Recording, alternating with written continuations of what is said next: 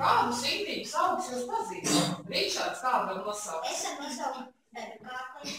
Bēgu kārkliņš ir ļoti indīgs augs. Viņš izskatās kā tomāts sarkanām ogām. Jūlija zin kādu indīgu augu. Gundara. Gundagas. Kādā krāsā ziedi gundagā? Dzeltena. Kur zied gundagas? Labās zied. Jā, skaisti dzelteni ziedīgi, bet tas augs indīgs. Kādu indīgu augu vēl Nikola var nosaukt?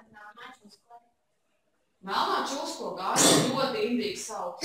Vai kā Ralfs mums šodien klepo? Kas Ralfam noticis? Klepus.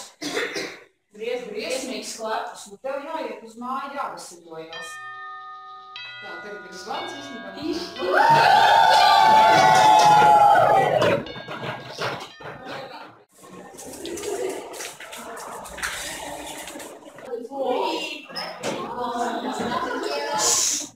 Cik nekas? Jā, man palīdzēja efeja. Kas tā tāda efeja vispār ir? Es zinu, es vasarā izlasīju daudz nepispēju. Tev bija rakstīts, ka efeja vīteņām, savus dārdos, parkos un pat kapsētā.